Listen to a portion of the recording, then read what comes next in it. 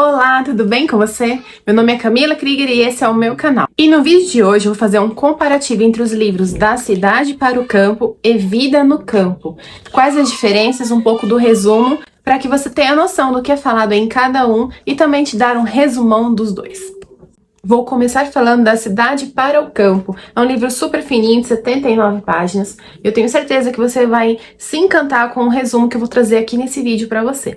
A partir da segunda metade do século XX, com a Revolução Industrial, muitas pessoas abandonaram a área rural e foram para a área urbana, em busca de melhores condições de vida e mais recursos para suas famílias. Nessa mesma época, a escritora Ellen White orientou a igreja que estabelecesse as suas casas em lugares mais afastados dos grandes centros urbanos. Essas orientações dadas foram publicadas em 1946, no livro Vida no Campo, que a gente também vai falar nesse vídeo um pouco sobre ele. O livro Da Cidade para o Campo foi publicado em 1950, com base nesse livro Vida no Campo que eu mostrei anteriormente. Então aqui é um compilado com algumas informações adicionais desses autores que eu vou trazer aqui nesse resumo.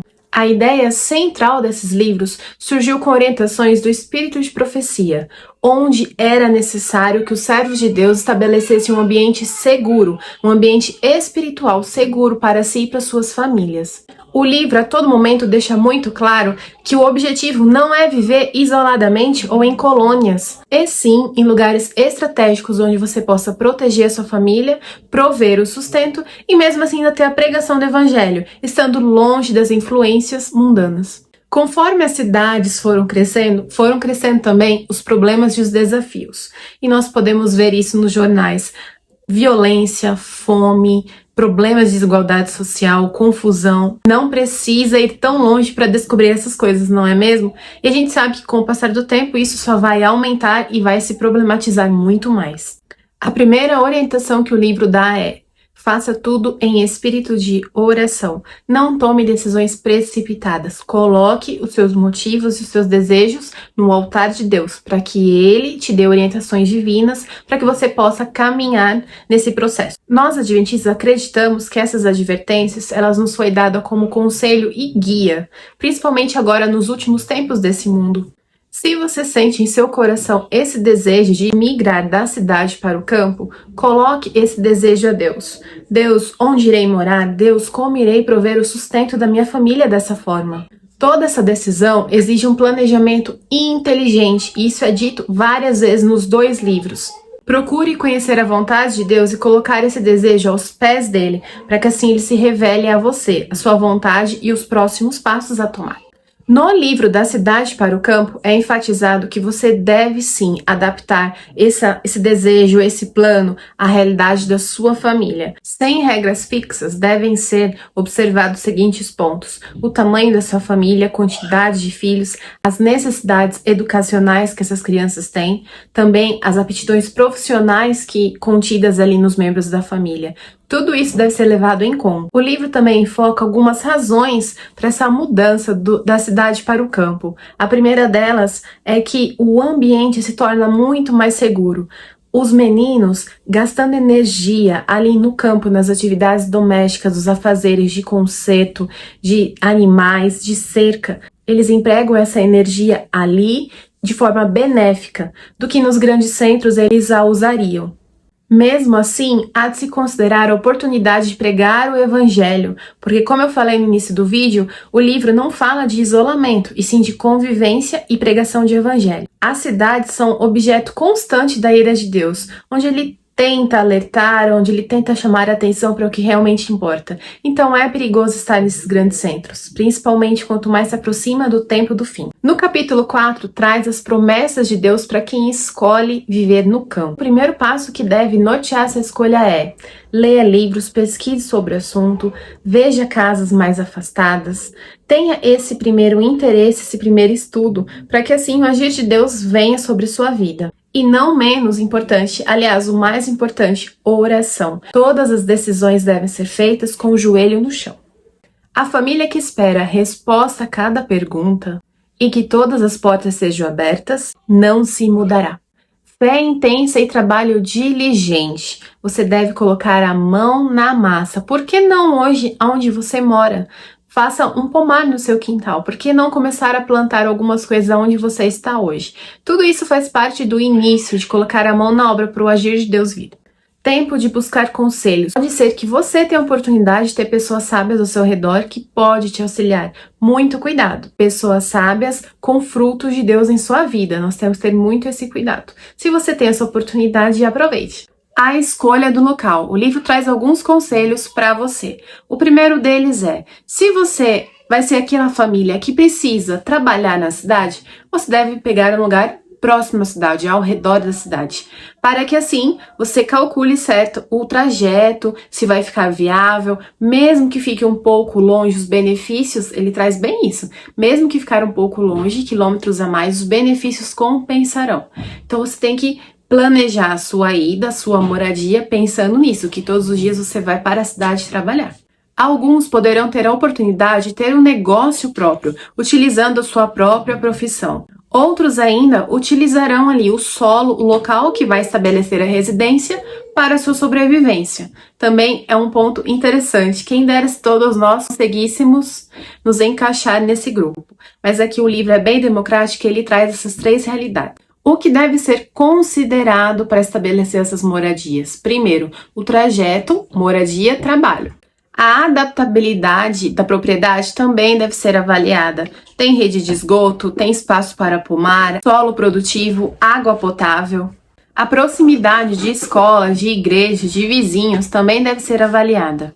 A aquisição de casa, como é importante você ter sim um pedaço de terra de acordo com os seus recursos. Qual deve ser o tamanho do terreno? Aqui lhe dá 2.500 metros quadrados para casa e horta. Se você deseja plantar horta, criação de animais e a casa, meio hectare. E 1 hectare ou mais para o pasto. As conveniências desse lugar. Você tem filhos pequenos? Tem hospitais próximo? Tem lojas? Tem supermercado? Como que funciona? A gente sabe que tudo deve ser analisado e que tudo depende da sua família, depende das necessidades atuais da sua família. A partir daí, o livro continua falando um pouco mais sobre a agricultura, a importância, como fazê-la de forma autossustentável e muitas outras orientações para quem deseja entrar nessa missão. O livro é muito bom e eu recomendo a leitura. Agora falando do livro Vida no Campo, da autora Ellen White.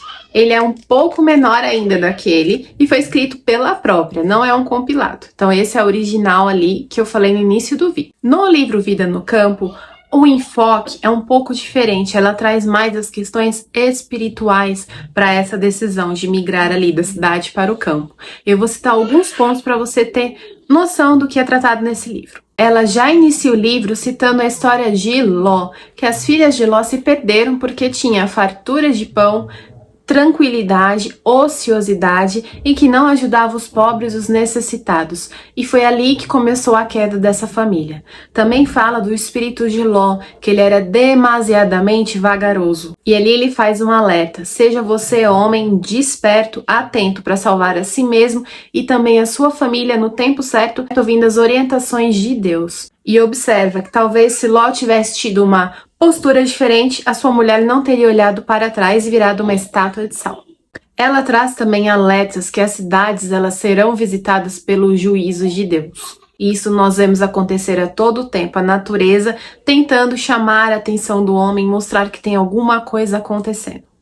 Ela também nos orienta a ficarmos longe de conflitos trabalhistas e de lutas partidárias, porque chegará um momento que todas elas se unirão e teremos dificuldade em compra, em venda e principalmente dificuldades em pregar o evangelho. Então ela orienta você, crente, a ficar longe de tudo isso. No capítulo 3, ela vem trazendo o enfoque que é mais fácil crianças adquirirem qualidades cristãs no campo do que na cidade. E aqui ela vem apelando a você, pai, que tem uma criança, principalmente nessa fase em que está formando o caráter. Alguns pontos importantes que ela trouxe eu vou trazer aqui nesse vídeo. O primeiro deles é procurar um lugar agradável e de acordo com a sua realidade. Aqui ela não fala para você dar passos que você não vai conseguir manter.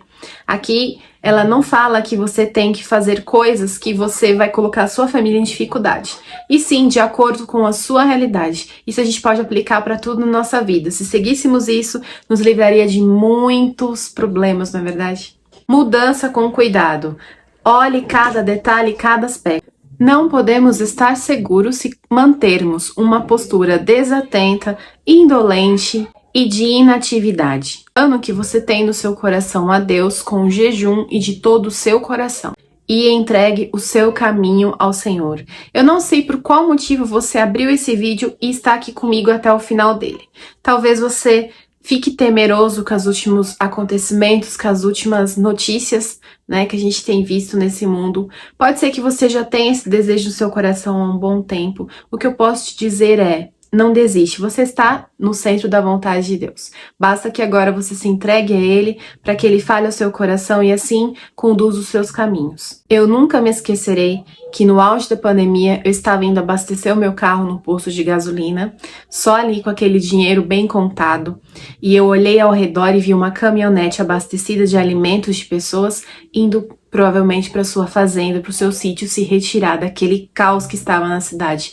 E isso marcou muito o meu coração. E ali eu lembrei dessa mensagem que eu ouço desde criança, mas que a gente passa a vida sem perceber. E eu quero isso para minha família. Eu espero que você também queira essa mudança para sua família. São orientações vindas de Deus para o nosso bem-estar, para a nossa felicidade. Espero que você tenha gostado desse resumo, que você compartilhe com outras pessoas, que você leia os livros. Com certeza isso vai agregar muito na sua vida espiritual e no seu planejamento também espiritual, combinado? Até o próximo vídeo e um abraço!